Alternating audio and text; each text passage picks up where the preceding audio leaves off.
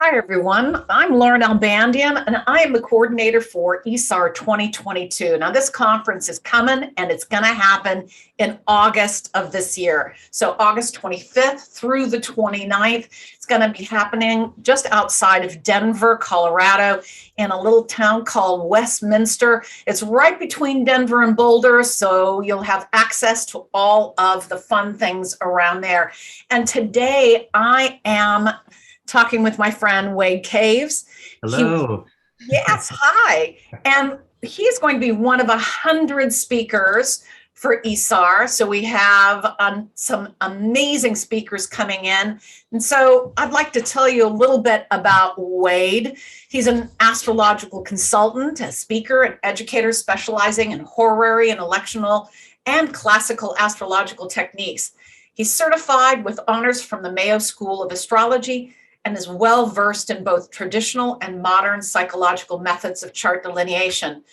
He's received his certification, well, there you go, his certification as horary practitioner from Deborah Holdings School of Traditional Astrology in 2013 and now serves as a faculty member.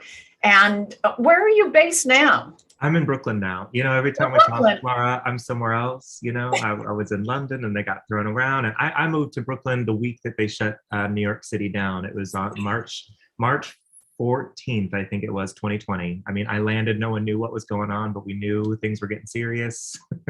So it's quite a crazy time. 2 years later, here we are.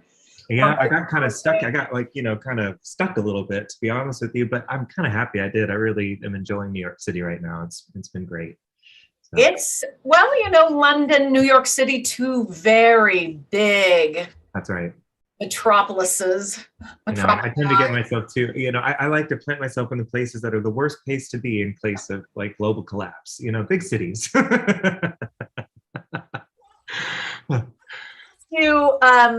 A question before we talk about your lectures, and that is, we have some conferences coming up this year, and ISAR is coming, and we're all intending to be there in person. What does that feel like for you? We've been away from each other for 2 years. What does that feel like for you?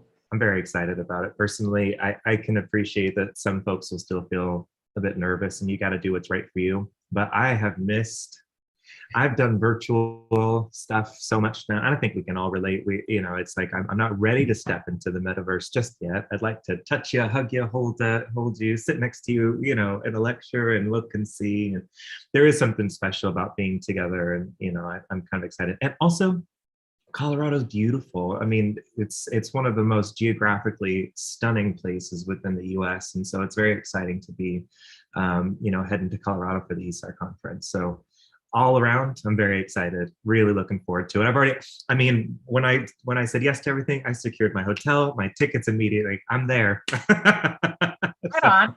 There's something special about being in physical space with each other, making those connections, because everything is about connection. Yeah. And though we can,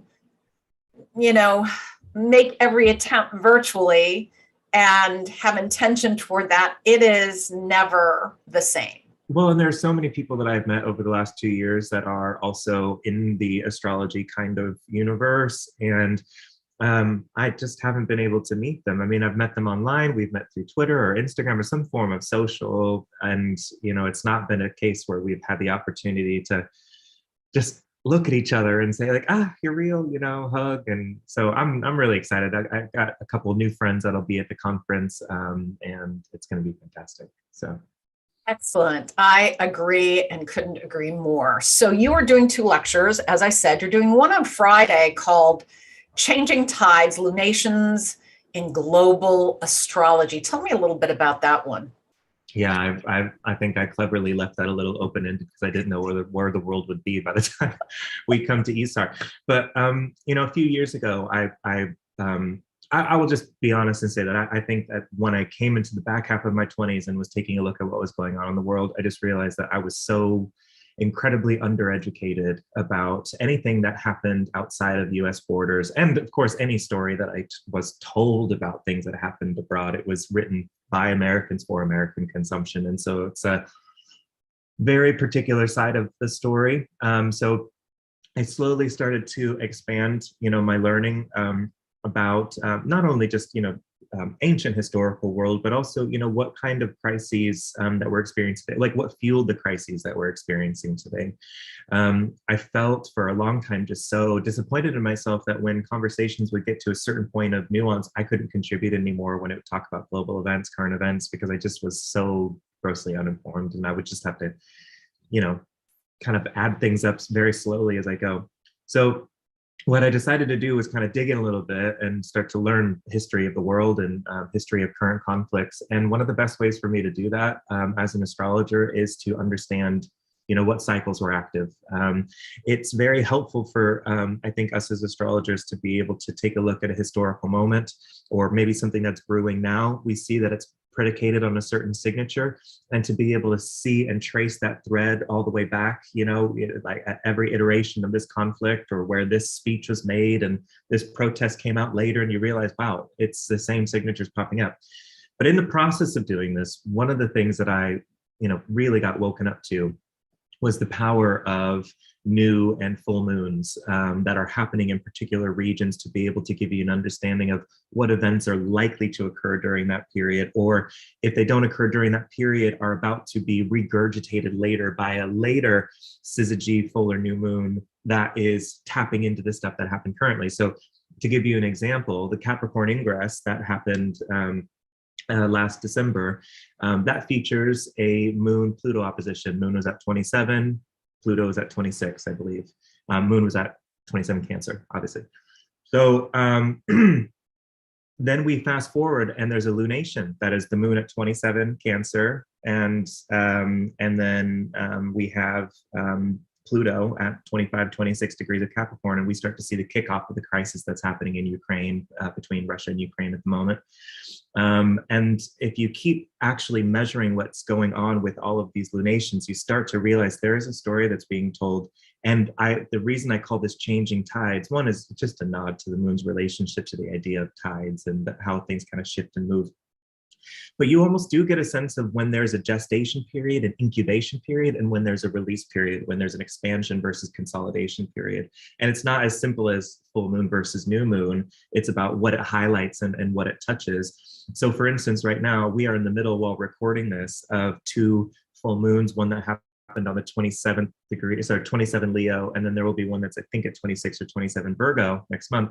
These are the same lunations that attended Russian annexation of Crimea, and we're revisiting it now 8 years later with the same signatures, same degrees. I mean, it's really powerful. I mean, I was last year writing about lunations, and then we saw the death of, or assassination rather, of the Haitian president, Jovenel Moise. I'm probably not pronouncing his name correctly, but the lunations preceding his inauguration, when he's, made particular declarations leading up to his assassination, they all told a really particular story. And so I want to be able to share a bit of my research with the astrological world, and, kind of open up a window into the power of taking a look at new and full moons. I mean, Ptolemy talked about this a lot. I remember he was one of the first resources that I had access to, was Ptolemy's Tetrabiblos.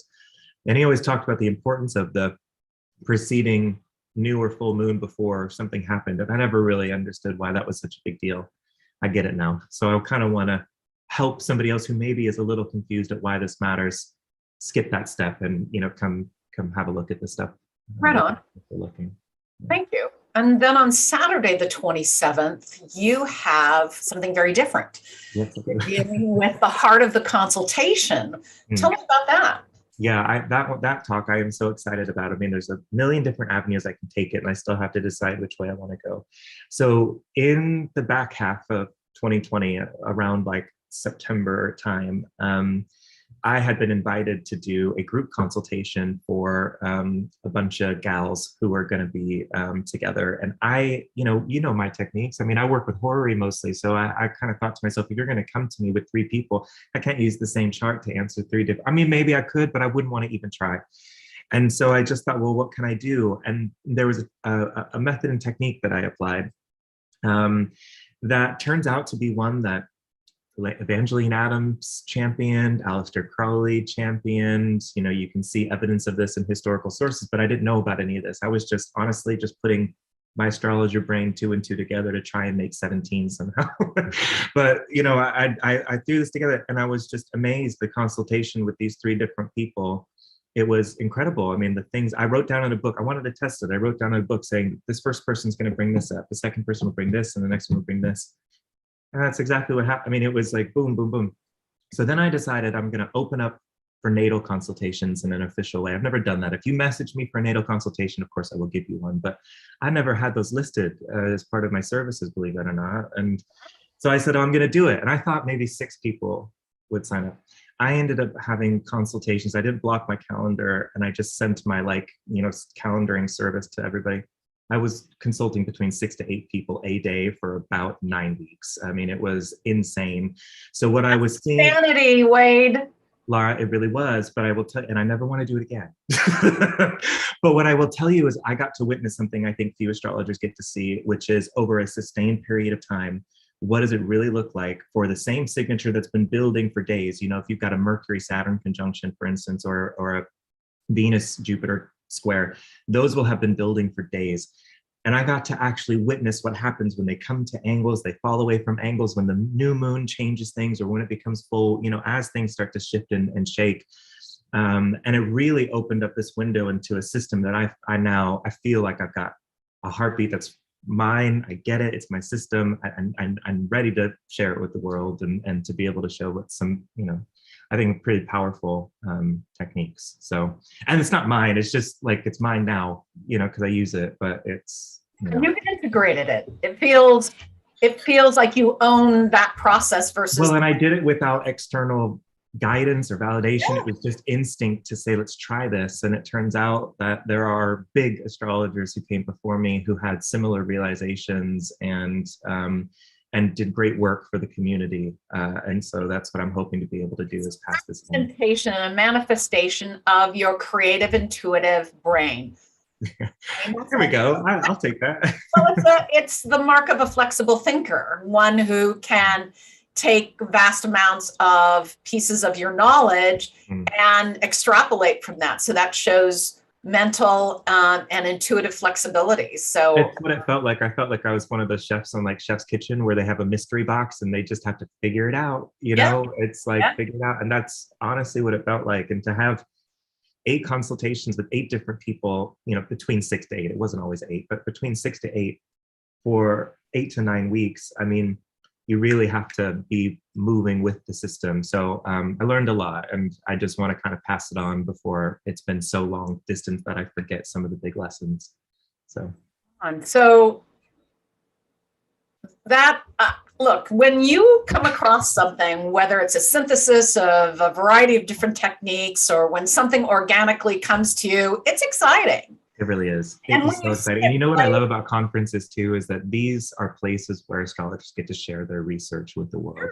They get to share what windows have been opened for them, what doors, what new horizons have opened up, because ultimately we are a tradition forward type of community. It's about what we can pass down to each other, and you know that we are part of a growing, living, organic system that is changing and adapting, just as humans are changing and adapting to our environment. So when we find something to share, it is just the greatest form of love, you know. So I'm really looking forward to it. Great. Thank you, Wade, for taking time out of your day, your busy schedule to chat with me. And so everyone, ISAR 2022, that is the ISAR conference that has been postponed due to the worldwide events that we have all experienced over the last 2 years, and we are coming. We're going to be there, and I hope that you will want to join us for this amazing event, August 25th through the 29th. You can go to isar2022.org. You'll find the schedule, the list of speakers. It's a great website. And there are so many fantastic pre and post workshops. I mean, I'm doing one myself. I was really, really taken aback by how beautifully structured this program is. So, yeah. Thank you. Yeah. Thank you. All right. Let me